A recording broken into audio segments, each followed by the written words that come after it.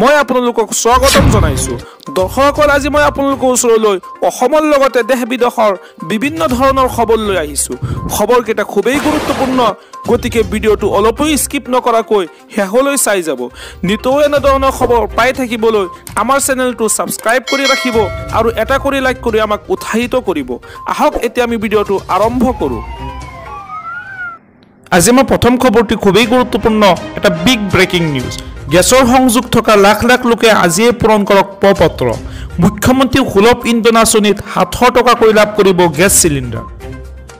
আপোনাৰ ৰন্ধন গেছৰ সংযোগ আছে যদি আজিয়ে পূৰণ কৰক প্ৰ-পত্ৰ। মুখ্যমন্ত্ৰীৰ সুলভ ইন্ধন আঁচনিৰ অধীনত 700 টকাতে লাভ কৰিব গেছ চিলিণ্ডাৰ। অৰুণোদয় আঁচনিৰ লাখ লাখ হিতাধিকাৰীয়েও পূৰণ কৰক এই প্ৰ-পত্ৰ। এই প্ৰ-পত্ৰ পূৰণ কৰি জমা দিলেই লাভ কৰিব 250 টকাৰ ৰাজসাহায্য।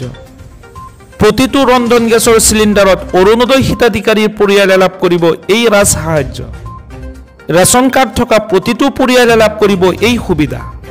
আৰু ইয়াৰ বাবে আপোনাৰ আধাৰ কাৰ্ডৰ নম্বৰ সন্নিৱিষ্ট কৰিব লাগিব আৰু লগতে পঞ্জীয়নভুক্ত মোবাইল নম্বৰ দিব লাগিব। অৰুণোদয় হিতাধিকাৰীৰ নাম আৰু অৰুণোদয় আইডি শুদ্ধভাৱে দিব লাগিব। এই সকলোখিনি পূৰণ কৰি জমা দিলে আপুনি লাভ কৰিব 250 টকাৰ ৰাজসাহায্য। পলম নকৰি আজিয়েই সংগ্ৰহ কৰক এই প্ৰ-পত্ৰ। ইয়াৰ পৰৱৰ্তী খবৰটি খুবেই গুৰুত্বপূৰ্ণ, এটা বিগ ব্ৰেকিং নিউজ। 3 মাহৰ ৰিচাৰ্জ ফ্ৰী লাগে নেকি আপোনাৰ? 3 মাহৰ মোবাইল ৰিচাৰ্জ যদি ফ্ৰী লাগে তেনেহ'লে এই ভিডিঅ'টো সম্পূৰ্ণ চাওক। সম্পূৰ্ণ ফ্ৰীকৈ লাভ কৰিব আনলিমিটেড 3 মাহৰ ৰিচাৰ্জ। যিকোনো চিমৰ 3 মাহৰ বাবে ৰিচাৰ্জ লাভ কৰিব সম্পূৰ্ণ ফ্ৰী। এপলৈ আপোনালোকক স্বাগতম জনাইছোঁ। মই নিৰঞ্জন কৰ্মী, এনকেপেছ প্ৰাইভেট লিমিটেডৰ ডাইৰেক্টৰ। আজি আপোনালোকক এটা বিশেষ অফাৰ এনাউন্স কৰিব লৈছোঁ, যিটো হৈছে আপোনালোকে 3 মাহৰ ৰিচাৰ্জ পাব ফ্ৰীকৈ আমাৰ পৰা পাব।